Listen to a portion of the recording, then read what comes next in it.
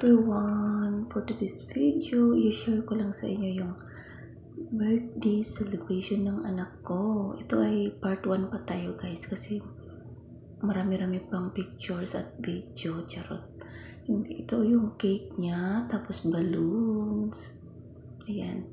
Yung cake niya ay galing kay Ina Bailon, tapos yung balloons niya ay kay Bangkoyos Flower Shop. So, ayan, nag-makeup na sila nito para mag-prepare na.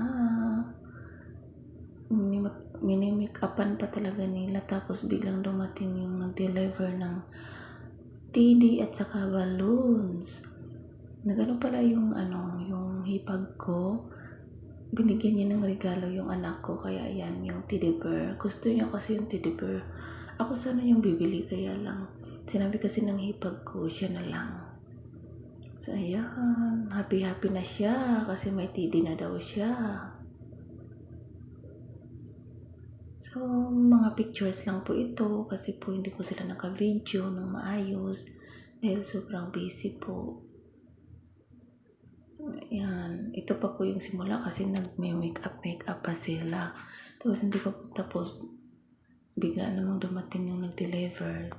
So, ayan muna sila. Inday, ganyan lang muna yung niya, hindi pa siya nakatali. At ito namang kapatid niyang lalaki, gusto din niya son maging din siya. Kasi gusto niya daw Spider-Man na cake. Kaya son, maghanap pa tayo ng pera. Charot. Ayan, ang aking Inday, 7 years old na kasi siya, kaya po hinandaan ko ng ganyan.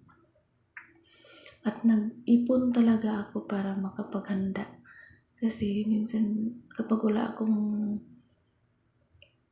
inaan na okasyon, hindi po talaga ako nag-ipon ng pera. Kasi po nilalagay ko sa yung mga invest ko. Nag-i-invest kasi ako ng mga kahit ano-ano dyan.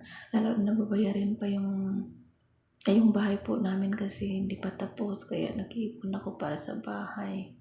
So, ayun ngayon, birthday muna tayo. Minsan lang naman to sa isang taon. At saka 7 years old na kasi siya, kaya hinandaan ng ganyan. Hindi naman siya bongga guys kasi kaya wala kaming baboy nito. Pero may tinago kaming baboy na nilaga kasi po. Pero dahil Adventist po sila mama. So, dahil Adventist po, hindi pwede ng baboy, kaya yung mga niluto nila ay para lang mga putahe nila ay mga chicken lang, ganyan, mga vegetables, ganun, kasi bawal sila sa baboy.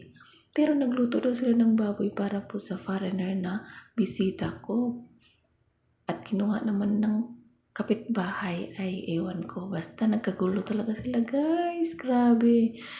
Ganyan guys, hanggang dito na lang po tayo. Thank you for watching, and please don't forget to subscribe. Please like, comment, and share na din po. At dito lang muna tayo kasi po busy ako mag-edit, kaya ito lang muna.